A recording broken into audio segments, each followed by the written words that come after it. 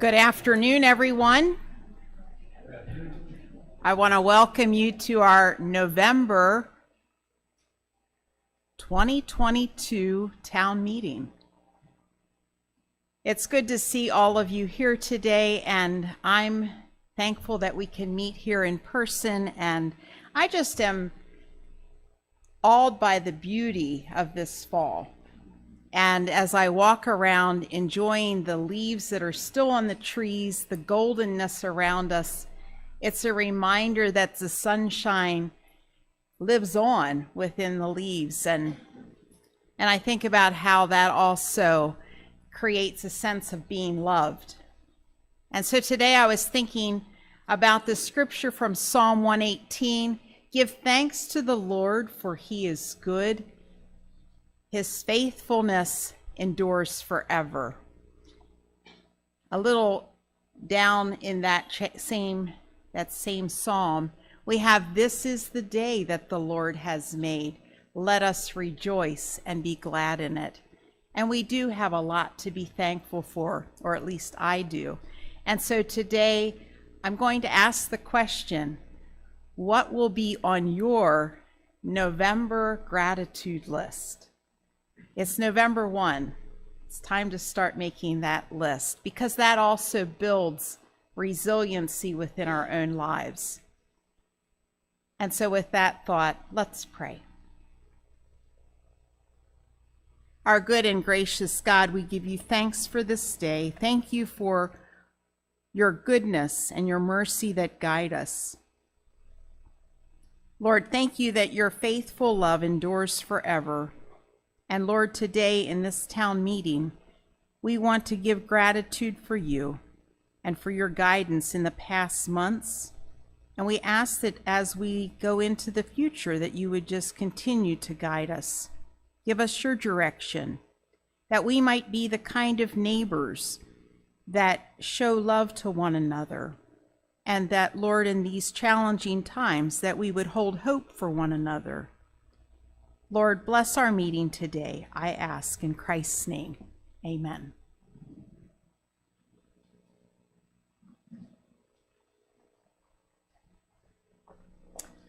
All right, well, good afternoon, everyone. So it's my job to kick off the meeting with a welcome, and certainly say welcome to the November 2022 town meeting. And one of the things that's always special about this meeting for me in particular is that it coincides with my anniversary here at Menno Haven. So actually this week is my 8th year at Menno Haven. Since in the first public comments I've ever made to the organization was at the November town meeting, which was certainly, has become actually fairly dear to me, in the fact that also it feels to me that once we get through this town meeting, then it's the holidays. And so I hope you're all prepared for that rush as we head that way. But today our meeting is intended to update you on multiple fronts, and you will hear from each of the senior leaders of Menno Haven.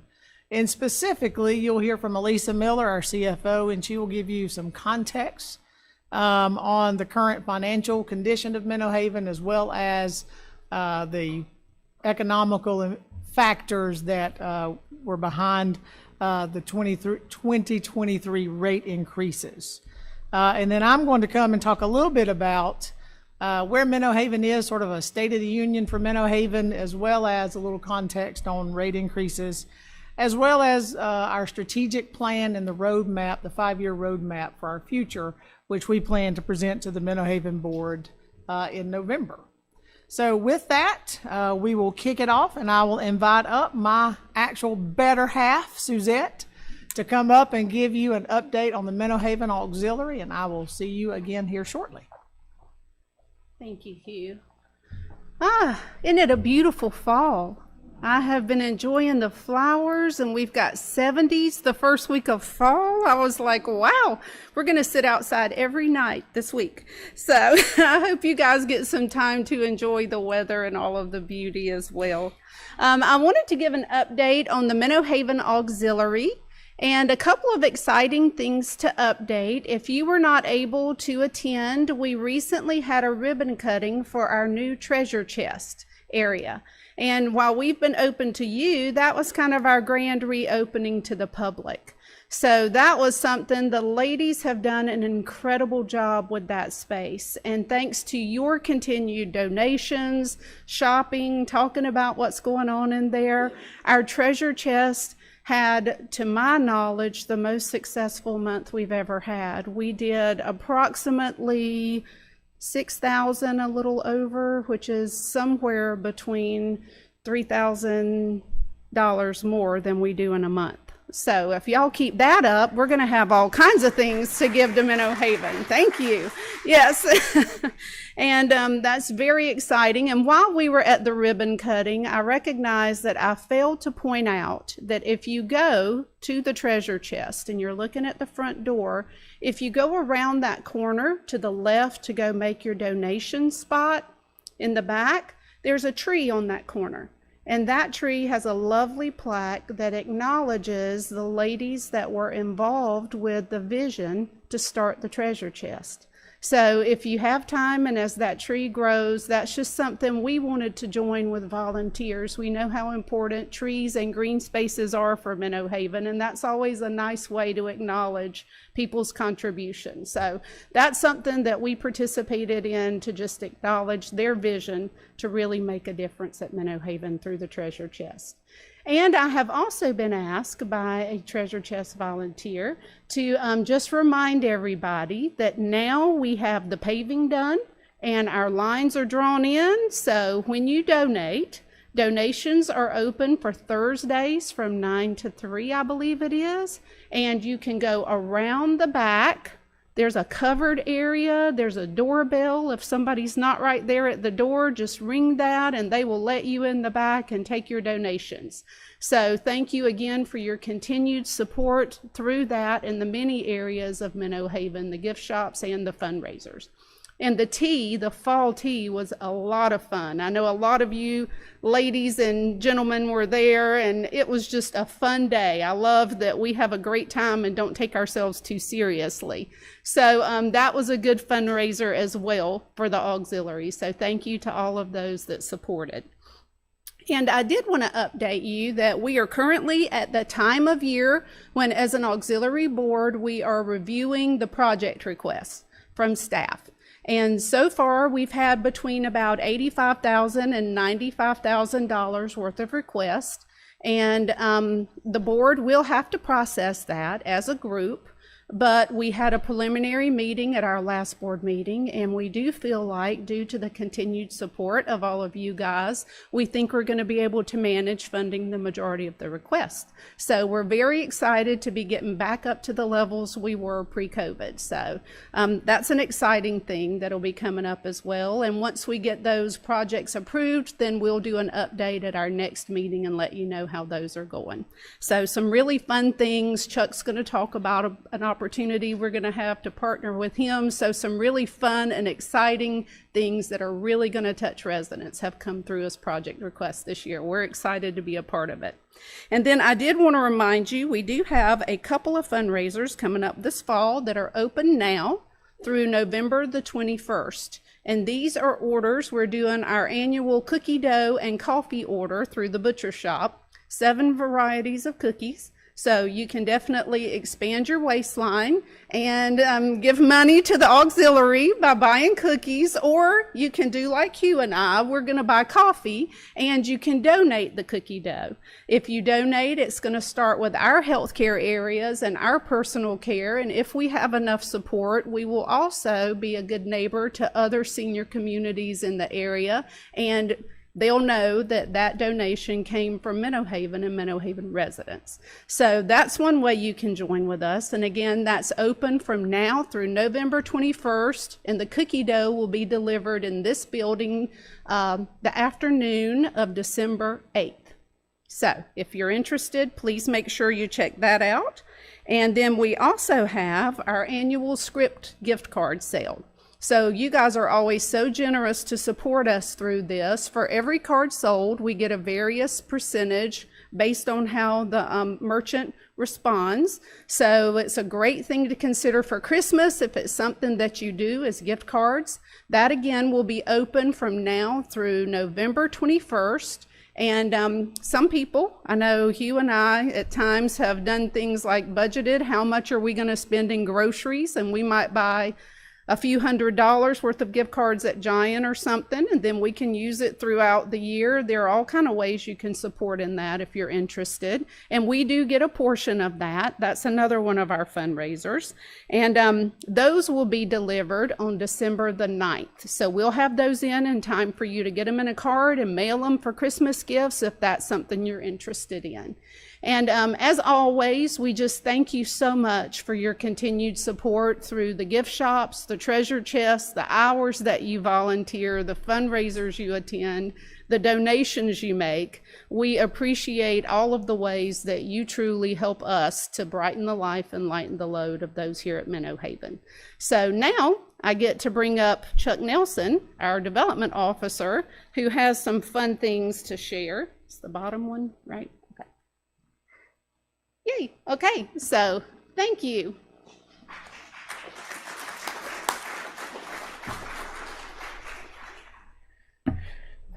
Thank you, Suzette. This morning at Chambers Point, she introduced me and said, Chuck's coming up to ask for your money. And I said, shh, don't do that. I slipped that in later, okay? Don't throw it out there at first, but thank you, Suzette. But first, I'd like to take the opportunity to thank all of you who supported us over the last few years with the capital campaign and the other projects. We did a lot of things. You did a lot of things, from the greenhouse to the dog park to the bocce ball court. I could just go on and on. And thank you, because I can't think of another CCRC in the country that has more resident involvement than we do, and that's what it's all about. And you are making a difference in people's lives for the better. Just remember that. Now, if I can work this.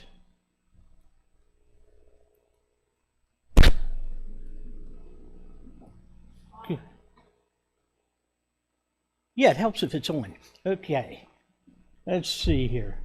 Okay, I don't know if any of you were here, but we had the Fall Fest over at Chambers Point about 2 weeks. A beautiful Friday. I mean, it was gorgeous out there. This is the new pavilion we've just finished in the last 3 weeks over there. It's right above the lake, and it has fans in it, water, lights. They can do anything they want. We just got in late last week. We ordered 14, 15 tables and 60-some chairs. They're putting them together. And then we're going to put a sitting area at the back there. I was thinking about a fire pit, but I don't know. I don't want to burn the place down. That might not be good. So, but it was a great day. And as you can see, the walkers, the wheelchairs, it was amazing to see. A lot of the nursing home residents came.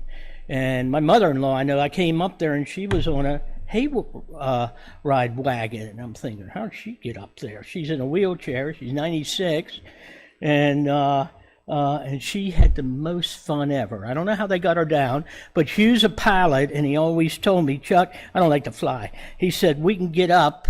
That's the thing you worry about. And he said, we're coming down one way or another. I said, okay.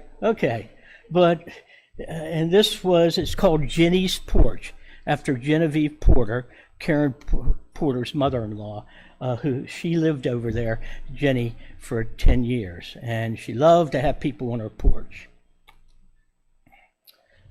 If you haven't been over there, right above the lake is the pergola. It was nice before, but not like now. It has a covering over it, all new furniture. We got Air Hill to build it, a nice fire pit, and this was all resident funded. You know, we got that fire pit in from Montana or somewhere, and they delivered it back at Northgate, and the guys went to get it, and that is granite on top. It was broke in half, and the company wouldn't honor it, so we had to buy another one, which isn't cheap. But they wanted that fire pit, and we had a party last week, I believe it was. And we had pizza and wine and about 50 residents, and it was great. And some of the residents were from here, because you're all invited over there. I know at the Fall Fest, I'd say probably half of them were from residents on this side. So you did cross what we say is the big barrier, Philadelphia Avenue, and it was great to get everybody together. Just kind of to whet your appetite, I had a request from the health centers, both Chambers Point and here at Brookview. They wanted to get trams, wheelchair trams that they can take the residents out. It just makes their day so much better. I remember Denny Hartman wanted me to get some of these big swings, and so he raised money for that. He had run the Walden unit, and my mother happened to be in there for 3 years. It's amazing when you get them outside on that swing, away from their room. Some of them talked that never talked before while they were there. So that's what we're hoping. Take them around campus. They love to go on bus rides, but we can get 2 wheelchairs in there at a time. So you'll be seeing something on this soon, since we put it together. We're working with the auxiliary, and they're going to do a match. It'll cost us a total of $50,000 for these 2, but they're going to do a dollar match up to $25,000. And so I just got to raise the rest of it, and I think we can do it. The next thing is the green team came to see me, and you know, we raised the money and we did finish it to put the solar up here on the roof here. We did also get a $25,000 grant from West Penn, and it's up and running, and it should be on this TV out here. You can see the kilowatts or whatever they are, how much we're saving. But they want to buy an electric car, and we'd like to buy 2 for the community nurses. Each of their cars has about 150,000 miles on it. And they're still running, though. But Jennings brought this Chevy Bolt over, and I'll tell you, I'd never seen one. You open the hood, there ain't an engine there. There's big batteries. You get 247 miles for each charge, and we have the chargers right out here. And since the community nurses, which many of you used, it's a valuable service. They don't go off campus, so you're not going to run out of energy off campus, but we're going to be raising funds, helping them, guiding them through this purchase. But that it's pretty neat. If you ever ridden one, you wouldn't even know it's running. It's so quiet. Okay, you'll be getting a mailer here soon, and it's for benevolence, our year end. That's one of our biggest fundraisers, because you know we sort of support a lot of people, and well over 1,000 since we've been in existence, who have depleted their funds. When you live to be over 100, there's a good chance you're going to deplete them. So, and that's one reason people come here. Is a major reason. We've never put anyone out because of finances. So you'll be getting something on that. It's a great way to give. It's tax deductible. And then we have, I'm no techie here, but this, I've been seeing these things all over the place, so I told Steve, we got to get one of these things. That's a QR code, and you put your phone up to a cell phone, take a picture, and press on it. Where do you think it takes you? To our website, the donation page. So it's an easy way to give. But we have so many good things going on here, and thanks to all of you. And if you got any ideas of what else you want to see, just let me know. We'll make it happen somehow. I think that is me, yes. And the very famous and special Tiffany, and I mean that. She's quite a lady. I get into tough problems, I get her. There you go. Chuck. Yeah. Thank you. Thank you. Great job. Well, good afternoon, everyone. I'm really happy to see you all. So these are things that are on my list. I'm going to keep it pretty short and sweet today with you. Top thing that's on my list is signs. There's not many signs here at Brookview. So, you know, we're working on this sign project, Where We Stand. is that currently between our maintenance and grounds department, they're combing through the plan that we received for the signs, checking at each intersection, what's the line of sight, right? It makes great sense that the wayfinding company that we hired to help us strategically come up with the sign plan says, put signs on each corner of every intersection. Well, okay. That makes sense. But how is that sign going to impact line of sight? Do bushes and trees need to be moved? All of those things need to be taken in before we just pull the trigger. So just wanted to keep you attuned that the project is still going forward. It is slow as molasses, but it is happening. I am also working in the Renaissance at Chambers Point and the need for some wayfinding signage there. They have some partial signage, but just some weird things like restrooms that don't denote that they're restrooms. That's a problem. So I'm curious. So if a door is unlocked, I'm going to open it. But it's sort of weird to have a door in the middle of a hallway with a restroom behind it and nobody knows. And speaking a little bit again about our campus-wide signage, just to be very transparent, it is going to cost significantly more than what was allocated on the budget. So we are very likely going to break up the amount of signs that we purchased, X amount in 2023, the rest in 2024, paying, of course, close attention to those signs that are top priority. Would anybody like to see a main entrance sign to the Brookview community? Yes, that's important. So that's clearly a top priority. And over at Chambers Point, I wrote specifics at Chambers Point. If you have visited our memory homes, there's no signage there. So I don't know about you, but I do not want my loved one to, my mom lives in home or house 1. That doesn't sound very welcoming. So we know those homes are named, the Yeager home and the Lehman home. So getting signs for those is a top priority too. Okay, so stay tuned for that. I just wanted to keep you in the loop that it's still at the top of my to-do list. The phase 2 cottage updates. You know what? Every time I say it, now I'm feeling cocky. Now I'm feeling like we're on time and we got this, right? Months ago, I felt like if I said we're on time and we got this, some doom and gloom, unforeshadowed rock was going to appear that was going to really derail our timing. But paving has been completed.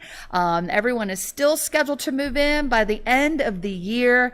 And then Mr. Davis will remind you that will put the done stamp on Project Genesis, which is super, super exciting. So I'm encouraging you now that the paving is completed. Suzette reminded you to use and utilize the back of the building of the treasure chest to drop your donations off. But the neighborhood is almost done. So I'm really, really super excited about that. In case you haven't noticed, Christmas is coming.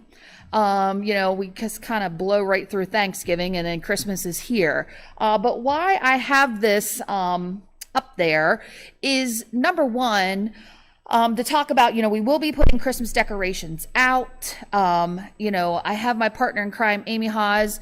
I really threw her under the bus at Chambers Point this morning because she loves to decorate, thank goodness. So she can help with the idea of how we're going to decorate the public spaces here at Menno Haven. But most importantly, I just am kind of putting it out there to everyone and asking for some grace because our culinary team has committed to a variety of special holiday events. Okay. And a lot of those holiday events were booked months and months and months ago. And now, depending on which venue it's going to be at, we are impacted by staffing. So there will be evenings especially that we will need to close the grill down so that we can provide the catering for these special events. So now that with working with the culinary department, we're saying, okay, no more special events. We need to take care of our own folks first and make sure that we are able to provide what we need to those that live here. But we do have some large events that will likely require us to shut the grill down. Now, it did come up in the last town meeting that previously, when the grill here at the Life Center was closed, we did not do a great job of publicizing that, using the variety of communication tools, and I'm vowing to do a better job of that. So right now we do know, when these holiday events are scheduled. So I just spoke to Brian Lucas and told him, let's get it out there. Let's get those dates out there a while. I don't want to put it on the scroll this week and then you don't see it again. That we're going to be closed on December, whatever. That makes no sense. But we will do a much better job of getting that information out to you of when the grill needs to be closed. It'll be periodically, not constantly, but we will do a better job of managing special events going forward to make sure that we have the staff to work all of the events, plus keep the grill open. All right, scam seminars. We have this information out there, and I'm going to keep preaching to you about it because every week I'm receiving phone calls, I'm getting emails constantly about all of us being prey to potential scammers out there. Many of us here locally that have used the Keystone Health Services likely are aware of the breach that they had with your personal information. If you're a part of that conglomerate, you probably got a letter. So it is just so frustrating, I know, for everyone. I joked this morning that I think yesterday I won a free Yeti cooler. The day before, I'm winning golf carts left and right, Chuck.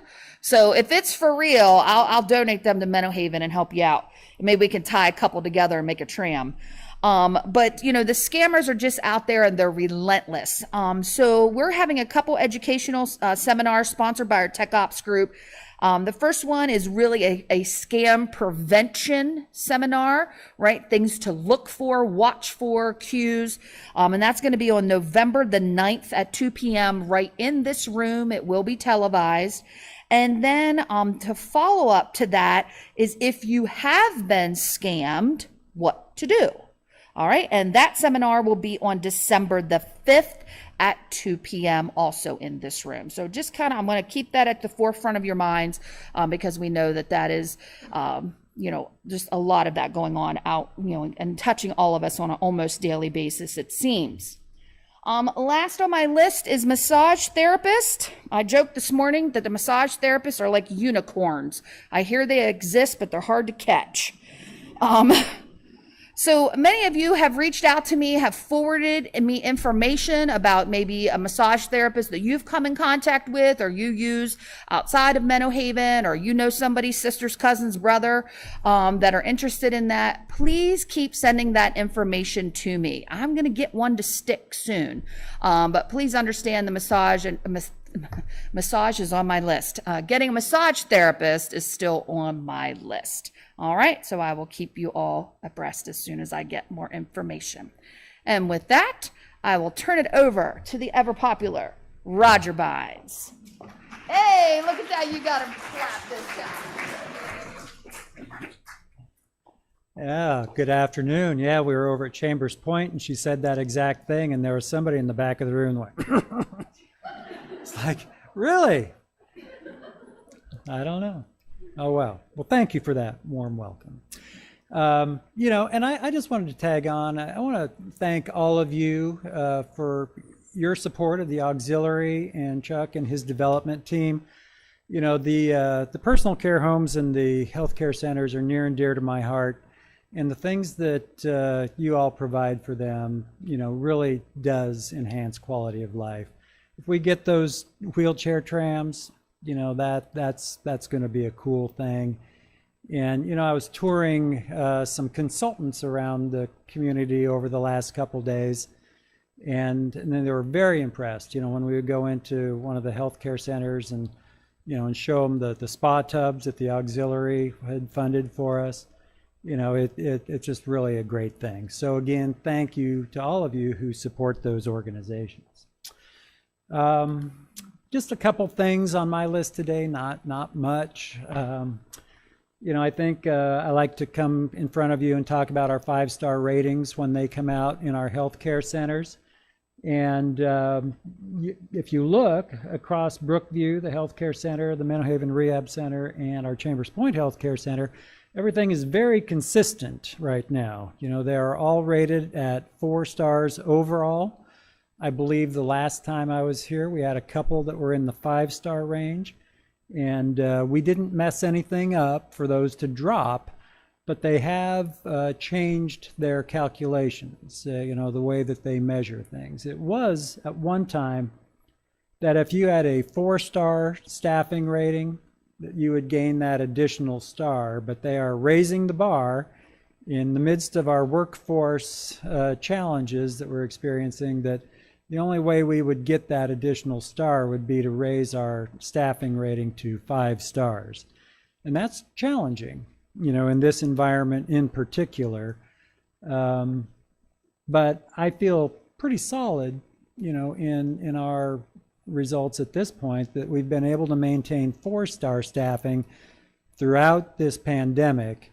Sometimes that has been by limiting the number of admissions that we can take in any one of our settings. And so, we do see that getting a little better right now, and I'm sure Hugh will go into greater detail about that. But it's important to us that we have enough staff to provide the quality care and services that you all deserve if you're in those healthcare settings. And I will mention that our quality measures continue to be 5 stars across the board as well. So again, we're feeling like we're in a pretty good spot in that respect. So what's new? The same old thing. Unfortunately, I think we're starting to get into another bit of a surge in COVID cases over the last couple weeks. You can see we dipped down in cases a little bit in September, but October we're right back up. And for November, we've already picked up several cases. It's I think important to also note that gap between the number of team member cases versus resident cases has narrowed and is continuing to stay narrow. There for a while, our team member cases definitely outnumbered, 3 to 1 our resident cases. But as things have opened up and we've gotten back to more normal life, those resident cases have kind of caught up with us. On the bright side, I'm not aware of any hospitalizations specifically for COVID over the last several months, and we're well over a year since our last COVID death. And we certainly hope that those trends continue. It's certainly not guaranteed, but you don't know what new variant might be around the corner. But right now we're feeling that our mitigation efforts are doing what we need to do. So this is obsolete, but I can tell you right now, I think today we have 8 cases in our skilled nursing environments, and there's 1 in the rehab center, there are 3 in the Brookview Healthcare Center, and there are 4 at Chambers Point. And that's the first time since this pandemic started that we have had, that number of cases throughout our skilled nursing. Village Square has 3 cases today. Independent living, that's up. I think we've got 2 to 3 cases now, and I think we're closer to 19 team members today. So COVID is sticking around. It's not going anywhere, but there are things that we can do to mitigate that. So to that end, Thursday, right here at the Life Center, Friday, I said Thursday this morning, and nobody believed it then either.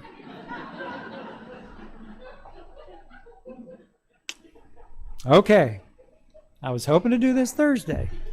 So Friday, right here at the Life Center, we are hosting our bivalent COVID clinic. And so it's imperative that if you want to get that vaccine and you haven't filled out that form yet, do so before you leave here today and leave it up front with Carol Keener. I've got to send off all of our vaccine sheets to them so they can be prepared with the supply. Again, this is a Pfizer-only clinic. It's okay to mix and match. I understand some of you are brand loyal to your Moderna. I get that. I'm a Jeep guy, and I'm stuck on Jeeps, but I've had a few other vehicles, and they work almost as well. So if you are more than 2 months past your most recent booster, you are eligible to receive that bivalent booster. If you've only gotten the first 2 shots and you get this bivalent booster, you will still be considered fully up to date. You don't have to get 3 more, at least not until they tell us we do. But that is probably the best way to ensure either you're not going to get COVID, or if you do, that you're not going to get really sick from it. So I would strongly encourage that. And we'll stick around after if there are questions or any concerns about that. So without further ado, Elisa Miller, interim CFO, is going to provide you with the main event.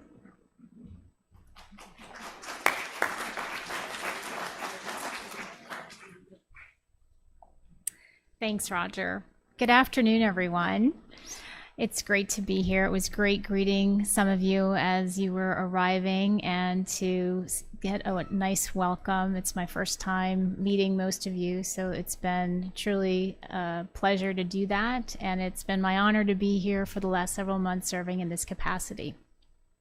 I'd like to spend some time today giving you an update on where we are year to date through September and looking at our financial results, and also give you some background methodology and some of the discussions, scenarios that went into how we arrived at the fee increases for 2023 and the challenges really that we are facing, that all of us are facing in this environment, but particularly how it impacts Menno Haven as we look to our future.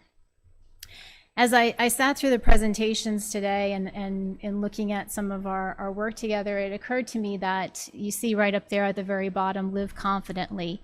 And that's really the message that we have at Menno Haven. It's our goal, and it's our responsibility, the leaders of Menno Haven and all of us, to ensure that all of you can do that and all of those future residents can do that, live confidently. And so as we look at our results through September, year-to-date results. So we are a fiscal year end. That means a calendar year end. So it ends December 31st. So we are 9 months into our fiscal year, and that's 3 quarters. And to date, we have an operating loss of what we expected, very close to budget, of $7 million. When we look at the change in net assets, so change in net assets is a fancy word of the bottom line of all our financial operating results, and that shows a decrease in that. That decrease is primarily related to our investment portfolio. So some of you might be watching the stock market and the capital markets and wondering what's going on and how that's impacting you. It's also impacting us here at Menno Haven as we look at those. They're unrealized, so they're just on paper, but they're still impact to our financial results, and that's about $7.2 million. When we would compare our revenue and expenses, the 2 drivers in our operating results, our revenue is unfavorable to budget, meaning we're lower than we expected to be, about $3 million, primarily due to census or our occupancy. Although that's improving, we still have some challenges with our workforce and our staffing. In order to get our census up, we need enough team members to do that. The good news is the team here at Menno Haven has been extraordinary in balancing that equation with managing our expenses. So you will see up there that our expenses are favorable compared to budget for about $4 million. I should mention too, as we're going through these numbers, you all have more detail in your hands in the handouts if you're following along. These are just some of the highlights. So when the financial statements also have our balance sheet, and that's where we see our assets and our liabilities, what we owe, what we own, and what we owe. And so in looking at our assets decreased about $6.5 million. And when you look and dig into what that really is a result of, we had a decrease that was largely driven by our cash and our investments. So investments show up again here. And that cash was used to reinvest in the community. If you look at our fixed assets, we spent about $12.5 million in capital improvements and building 22 new cottages across our community. The depreciation, which is the way that it gets expensed, offsets that. So we had a net improvement in fixed assets about $5 million. So our assets overall had a decrease of $6.5 million. When we look at the other side of that equation and how we pay for what we own, it's through our debt. And so we had some interest, principal payments, and then we had a $1.5 million draw on a line of credit to help balance that as more cash comes in through entrance fees.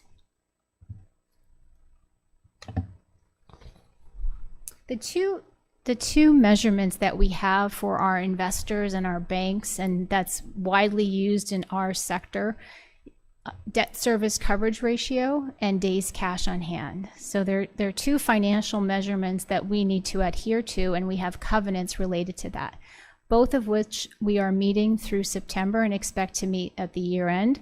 Our debt service coverage ratio is a 1.7 times.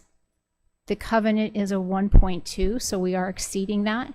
And our days cash, so the amount of cash we have to manage our daily operating expenses, is 401 days, which is very healthy compared to our covenant of 150 days.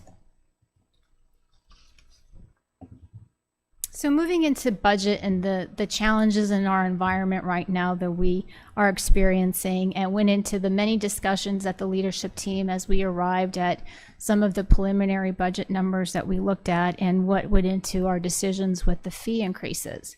So while census is improving, we still do have limited team members, and we don't feel that in the near term that's going to change.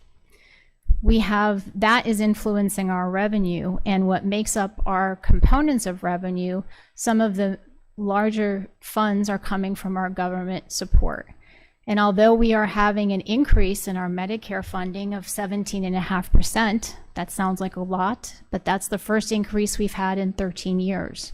And costs, as you could imagine, have gone up over that time and continue to increase as a rapid pace in the environment we are in right now. As we look at labor and non-labor increases, we are in an environment of constraint and high inflation. And speaking of inflation, so as we looked at September, inflation was 8.2%. And if you dig into that number, those of you that might look at CPI and dig into that a bit, that there are components within that are much higher than the 8.2%, like food, utilities, gas. I'm sure all of you are feeling that. So food has gone up about 11%, utilities about 20%. And then there's the ever pressure of the interest rates and what's happening in that market and how that influences all of this.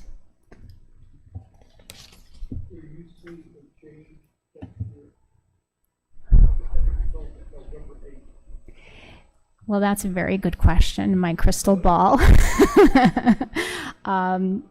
I think the Fed, we're expecting some increase in interest rates here in a few days, and there's some talk that will happen even yet again. So I do think they're putting measures in place to combat inflation and that we will get there. Of course, elections have influence in that as well. So, I think it might trip up a little bit higher yet in the next couple months, but I think then it'll start to turn down. I'm not an economist though, but that's at least my 2 cents in how we see things predicted. So just to give you some graphics around the inflation and what that looks like, that just shows you that first graph there has all items in inflation, the 8.2%, and then as you move across the right, you can see food, energy, and then everything else. So higher than it's been in 41 years is what we're told, and continuing to increase at least in the foreseeable future until they get their arms around that. And as Roger mentioned in his remarks, that we still are very much living in a COVID environment. But as you may be aware, during the last 2 years, we were funded by a good bit of payroll protection money, provider relief funds, and all of that has since ceased. So the environment related to COVID and the additional expenses and the challenges is still here, but that government funding has stopped. The other side of that is that the money that was pushed into the economy during that time is very real in driving the inflation right now, and that's what we're seeing. So some of the well-intended outcome of that money has resulted in some inflation that they're working on. As we look at the long-term outlook, there are positive things that and things that give us passion in what's lying ahead in the future. And so as we look at the demographics and those that are interested in our community here at Menno Haven and across our sector, that demand is very high. And that's giving us good leads in our independent living and those that are interested in coming to our community. There's advances in technology that we believe will not only assist in providing quality of life to residents, but also help us to integrate into our day-to-day life that will give us some synergies and more efficiencies. We still have a regulatory complex environment, and that will continue, but working through that and hopefully making headway in how the government funds some of that with their most recent increases and continuing advocacy to improve that is our hope. And then finally, the economy. We are in a challenging time, but of course we hope for it to turn around with all the measures that are being in place. And so as I conclude with those comments, and just to go back to some of the fee increases, the leadership team did wrestle and have long discussions and did various scenarios over what the possibility could be in terms of how we balance this equation with the challenges and the increasing costs in that environment, and how to do it in a most equitable and fair way to all. And so we arrived at doing it with a flat fee increase that I know all of you received your letters. And that was really trying to understand the environment and the responsibility we have to allow that live confidently going into the future and still remaining true to what we need to do to sustain Menno Haven. So with that, I'd like to turn it over to Hugh.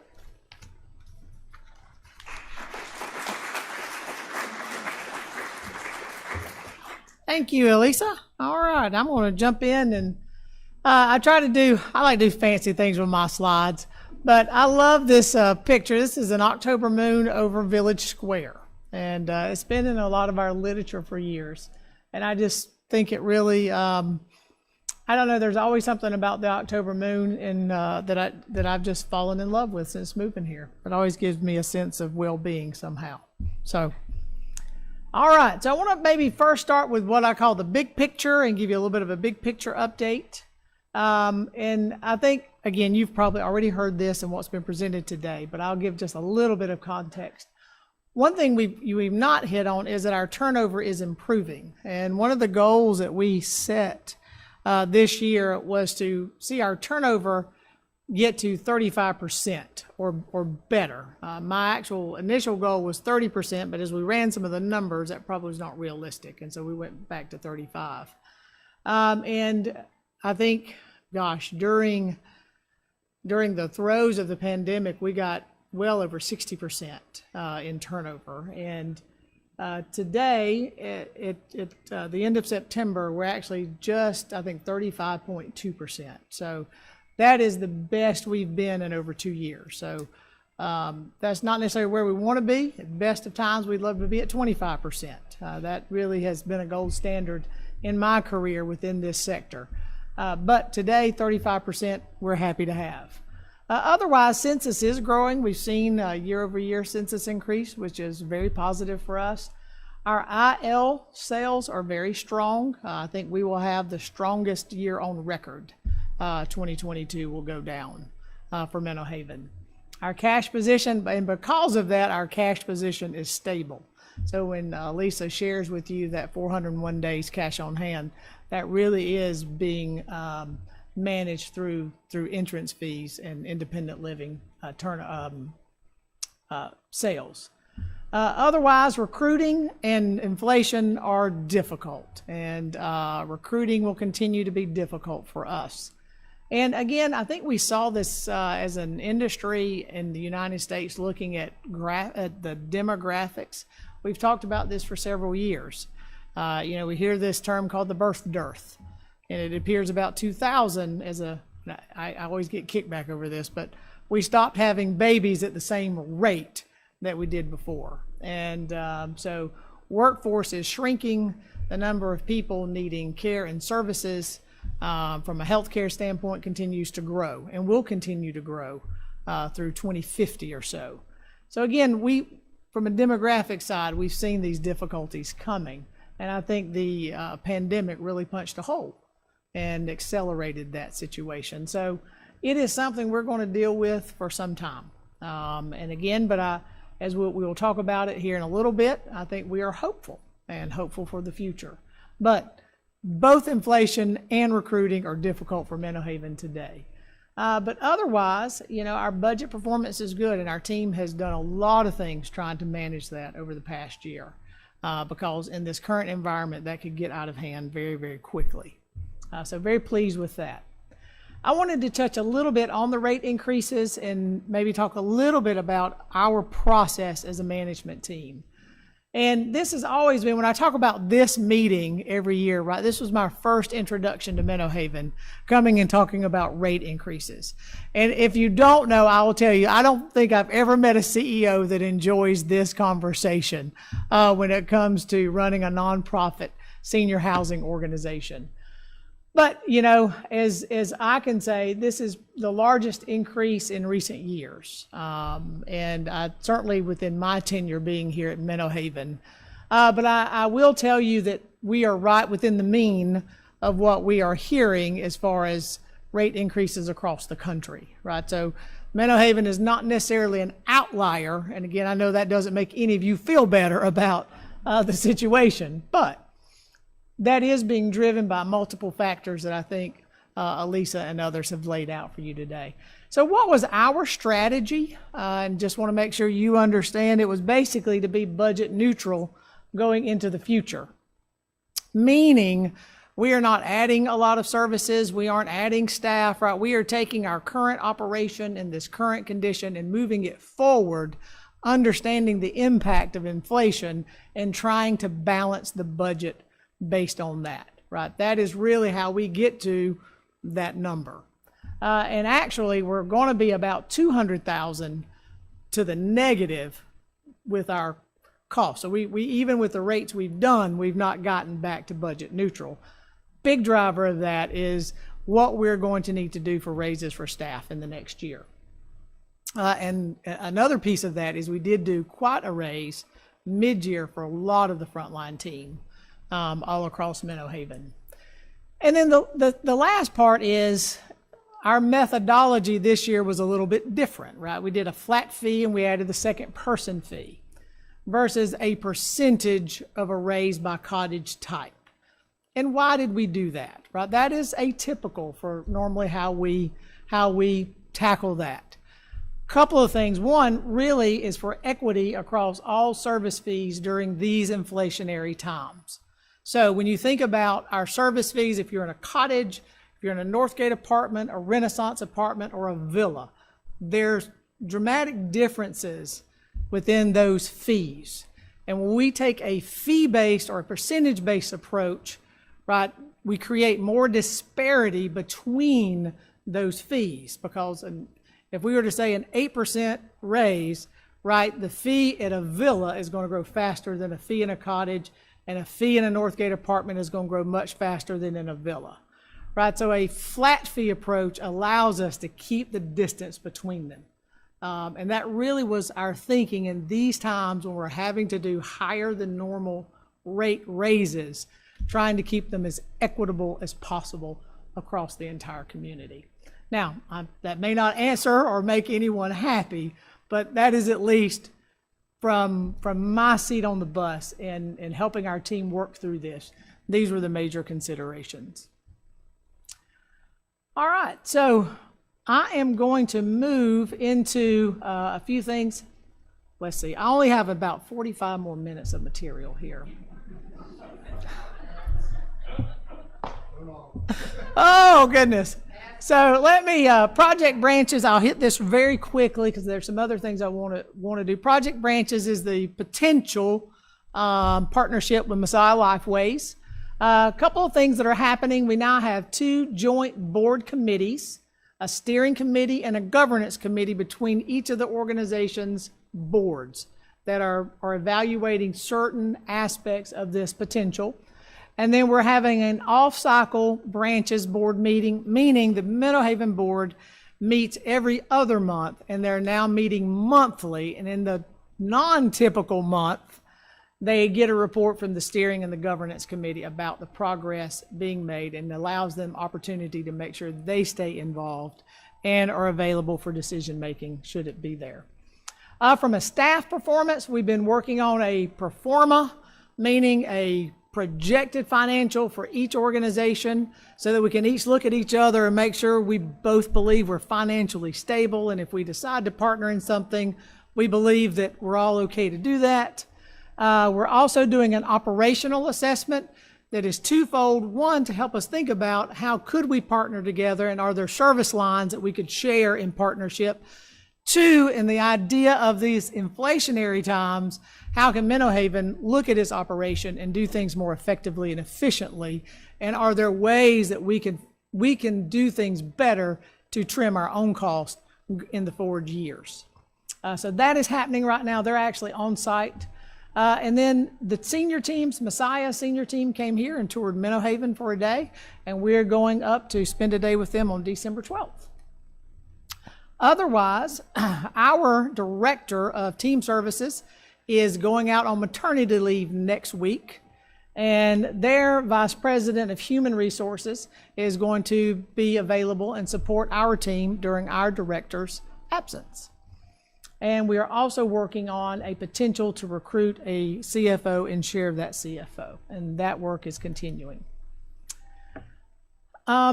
Now I want to talk about the future and what we term our next iteration of the strategic plan. And as Tiffany said, right, come December, Project Genesis will be done. That is our current strategy. And so as we begin to forecast out over the next 5 years, what is that strategic roadmap for Menno Haven? And I want to share that with you today as we will be presenting this to the board of directors at the next meeting. So I want to start on what I think is most important in the idea of strategic planning. You have to make sure you guard what got you where you got to, right, before you move on. And so it's really important to me that as an organization, even as we look at things like partnership with Messiah Lifeways or other organizations, as we look at our own strategic planning in the future, that we take a moment and remember what makes Menno Haven Menno Haven. What are the things that are important to us as an organization that are fundamental, that we don't want to bring new means and methods to or ever change? And so I call those our pillars, and I want to share them very quickly. One, and we don't talk about this quite enough, I don't think at times, I don't think I talk about this enough, but we are an Anabaptist Mennonite organization. Did everybody know that? Yes? All right. And we believe deeply that there is a joy for serving others. And that really has been the driving force behind Menno Haven since its inception, serving others and having the character to always do the right thing. We also believe that we have 5 distinctives because we are Anabaptist. And one of those, we term them the 5 C's. Christ. We will act in a compassionate manner that we believe was modeled by his life toward humanity. Our character, we are trustworthy and should always strive to do what's right. Our culture, we care about the people we work with and those that we serve. Collaboration, we're committed to working together and learning from each other. And change, we are open to change when it is beneficial. And we believe those are distinctives about ourselves as Anabaptists.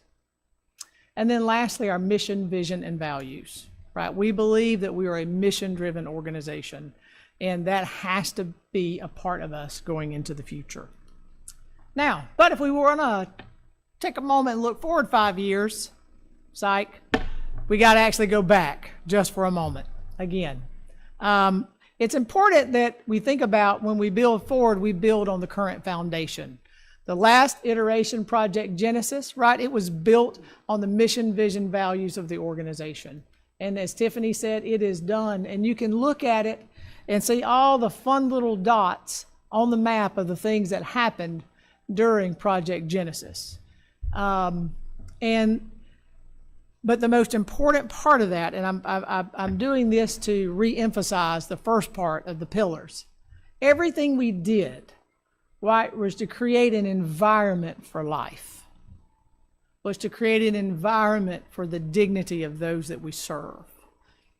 This building here is not about bricks and mortar, right? It's about lifestyle, and it's about entertainment, and it's about community, right? Right here, Ms. Hawker sitting in one of our households, right, where her dinner's being cooked, and she's been a part of making the cake for dinner tonight.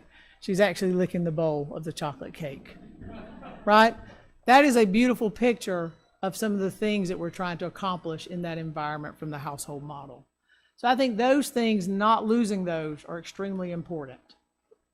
But I do want to share with you what I call the future roadmap and 5 destinations on the map for Menno Haven's success in the future that I'm going to try to, from a alliterative point, wrap into a alliteration of our strategic plan. And we'll see how I do. So the path forward, I believe, revolves around these 5 things. 1, our culture, our legacy, meaning we believe Menno Haven is called to be here, and the decisions we make has to keep Menno Haven in this community continuing to serve. But to do that, we're going to have to look at technology and use technology in that.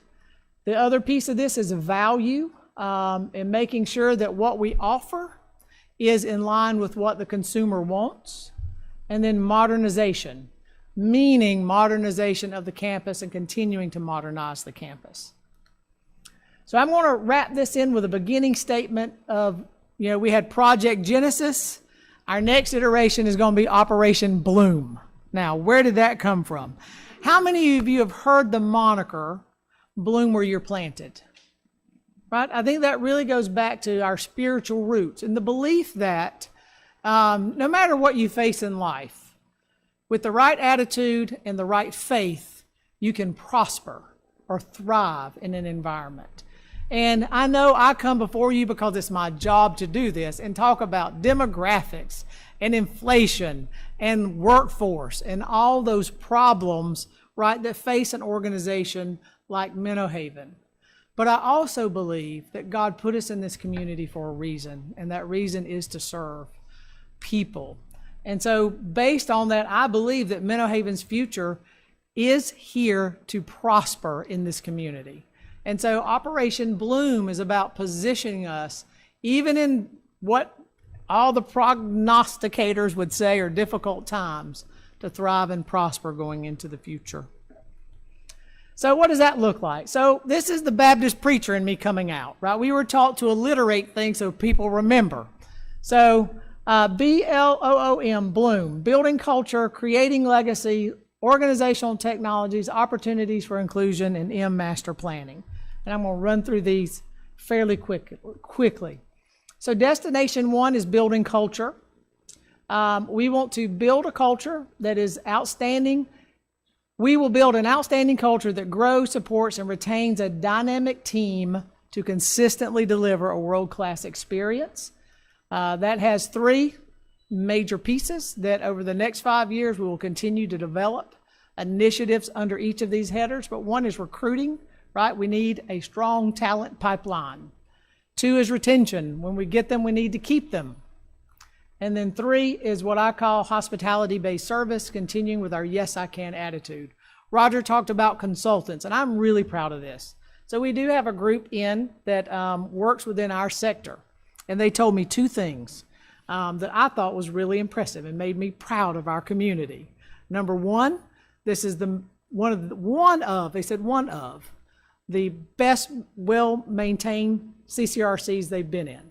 So that was nice. But number two, they told me this is the friendliest community we've ever been in. And that's pretty cool. And these are folks who travel all over the country. So that I'm very proud of.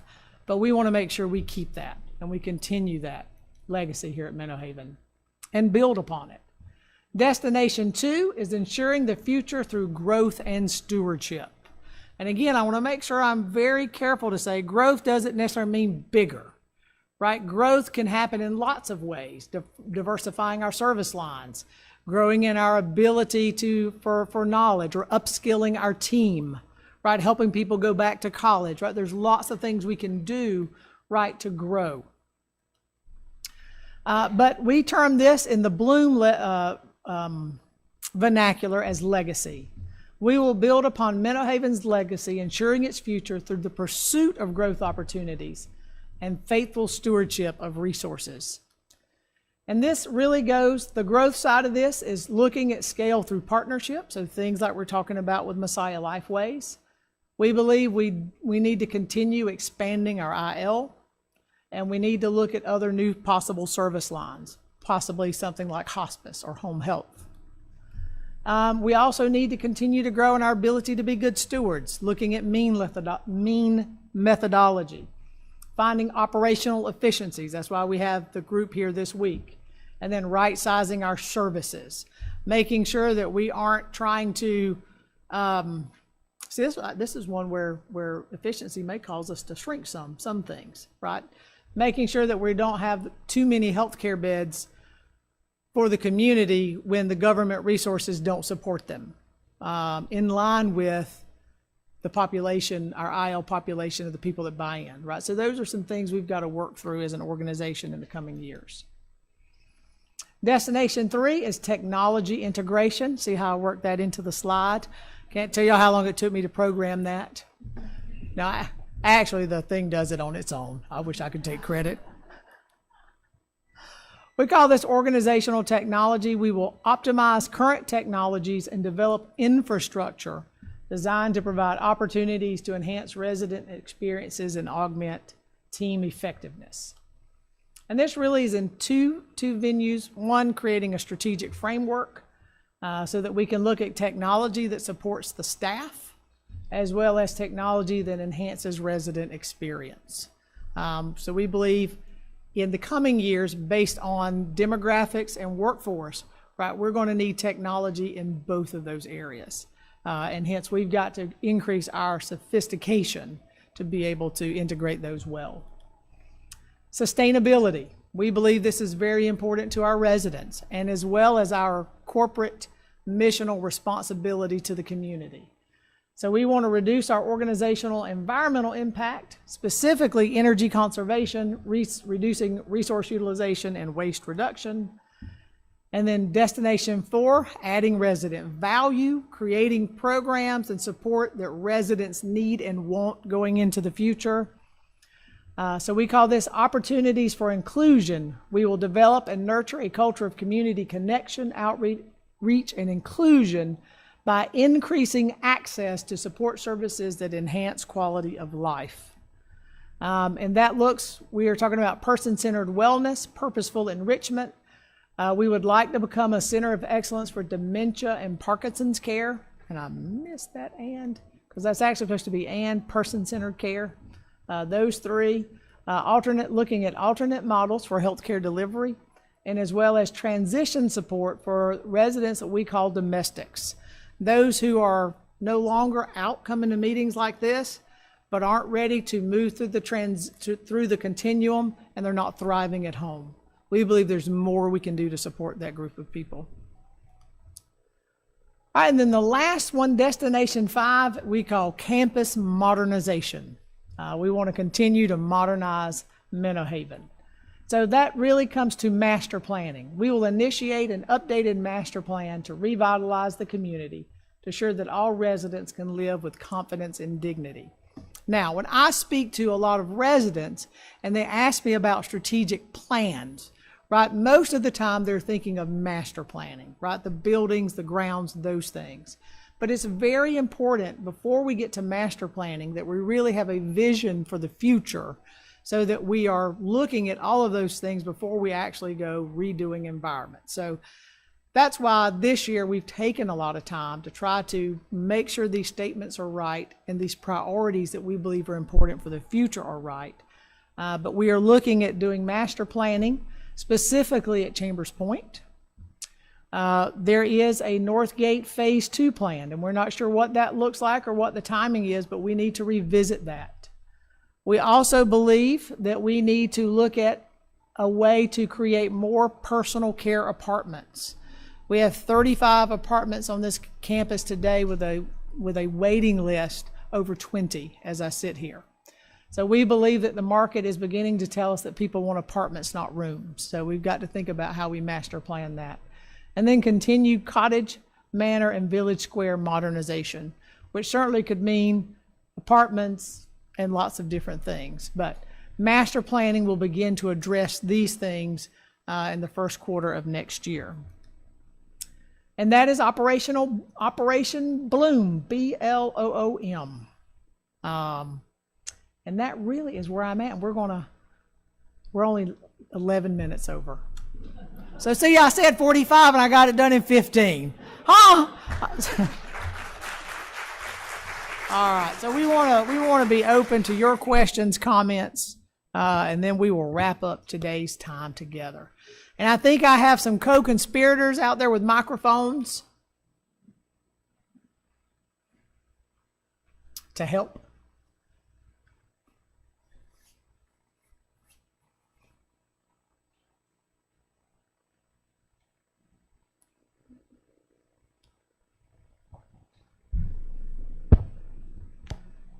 Check.